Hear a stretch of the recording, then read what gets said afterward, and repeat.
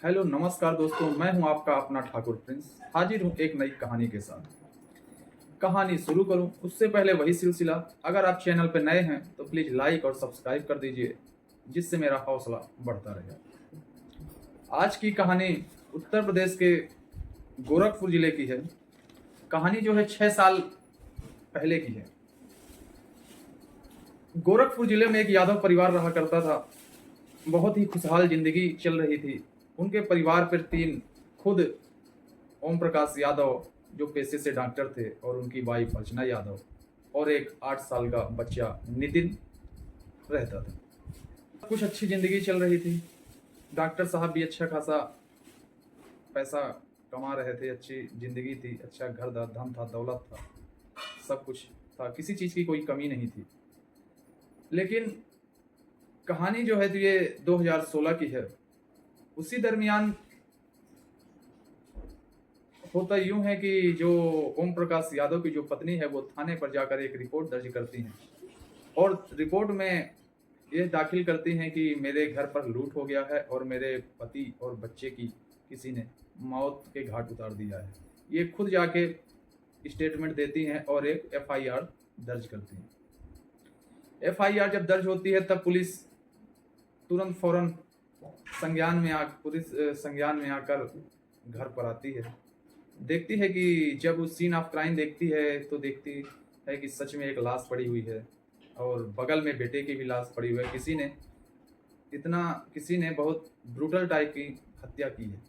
लेकिन ये स्पष्ट नहीं हो रहा था कि ये या तो लूटपाट की घटना है, या फिर जो दरिंदा आया तो ये किस वजह से आया, लूटपाट या फिर किसी गलत नियत से आया। बस यही तफ्तीश करना था पुलिस को, बस यही देखना था कि सीन ऑफ क्राइम पे तो पुलिस को भी देख के समझ में आ गया था कि ये किसी ने ब्रूटल तरीके से हत्या की है और मौत के घाट उतार दिया है। लेकिन उसी बीच होता कुछ ऐसा है कि जब पुलिस से पूछताछ ही कर रही थी, तब जो ओम प्रकाश यादव हैं उनकी माँ आकर बोलती हैं कि कातिल कोई नहीं, कातिल ये मेरी बहू ही है, इसी ने मेरे बेटे और नाती को मौत के घाट उतारा है। पुलिस बड़ी संशय में पड़ गई कि इनकी माँ ये ऐसा कैसे कह सकती हैं। पुलिस जैसे ही आसपास पड़ोसियों से पूछताछ कर ही रही थी, उसी बीच ये माँ का बयान पूरी तरह से डगमगा कर रख दिया।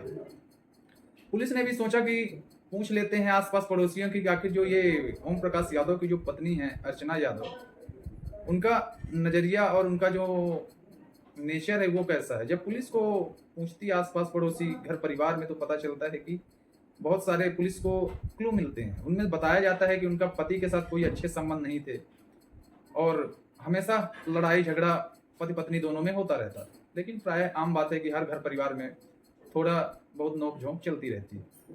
लेकिन पुलिस ने भी इस मामले को थोड़ा संज्ञान में लिया, और जब अच्छे से अपने सख्ती की अर्चना यादव के साथ कड़ी पूछताछ की, तो उसमें जो अर्चना यादव हैं, जब पुलिस ने सख्ती करके पूछताछ की तो जो अर्चना यादव हैं वो टूट जाती हैं और फिर अपनी कहानी शुरू करती हैं।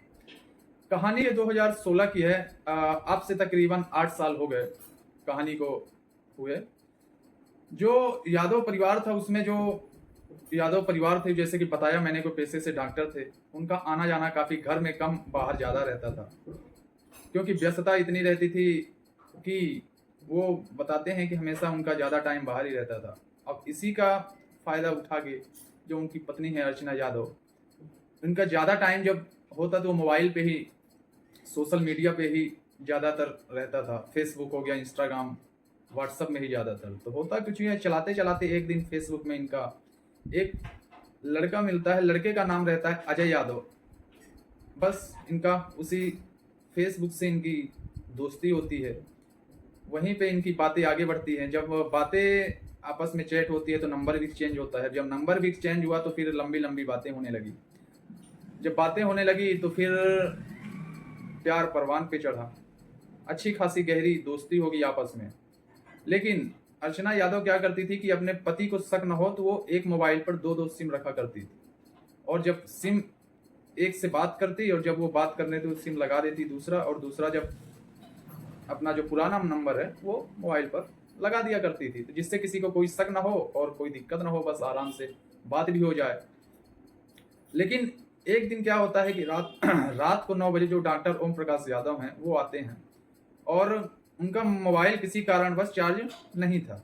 जब मोबाइल चार्ज नहीं था तो वो जो अर्चना का जो मोबाइल है वो अपने जो कोई कहीं अपने दफ्तर में जो उनका पेशा है तो वहाँ पे कॉल करते हैं, जो उनके कलीग होंगे या फिर जो उनके पहचान वाले होंगे, तो जब वहाँ किसी चीज़ की जानकारी के लिए वो उसको कॉल करते हैं। जब कॉल करते हैं तो वो अगला आदमी जो रहता है वो कॉल पिक नहीं करता, एक बार करते हैं, 2 बार, जब तीसरी बार कॉल करते हैं तो बंदा फ़ोन उठा लेता है। जब फ़ोन उठाता है तो वो बोलता है कौन? तो डॉक्टर साहब ने पूछते हैं कि अरे भूल गया क्या तुमने, ये मेरा नहीं नंबर है घर का। तो वो बोलता है नहीं नहीं डॉक्टर साहब, मैंने तो आपका नंबर सेव किया हुआ है।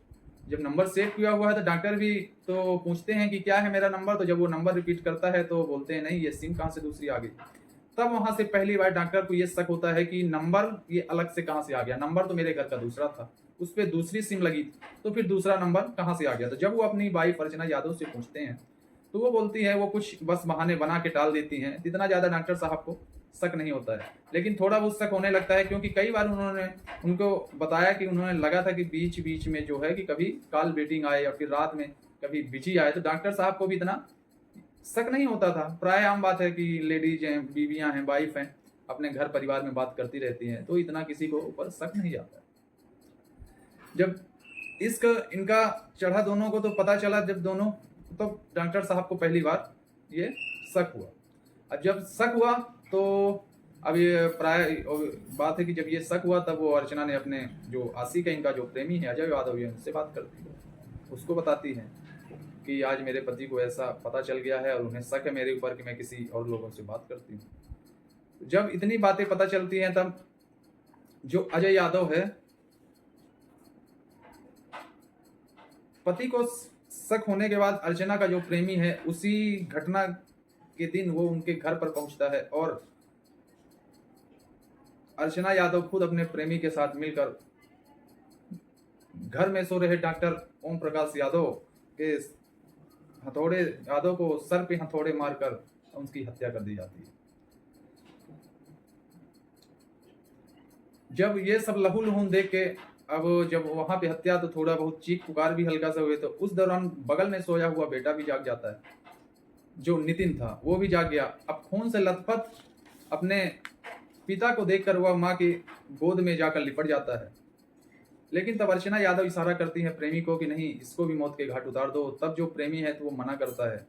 तब अर्चना यादव खुद उसका गला दबाकर गला घोट कर उसके मौत के घाट उतार देती हैं। 2020 में इन्हें उम्र कैद की सजा सुना दी जाती है, लेकिन उस दौरान इन्होंने दोनों ने कई बार गुजारिश की थी मिलने के लिए, लेकिन उन्हें मिलने नहीं दिया जाता। बस आज की कहानी इतना ही। मिलते हैं अगली कहानियों में एक और दिलचस्प कहानियों के साथ। तब के लिए नमस्कार।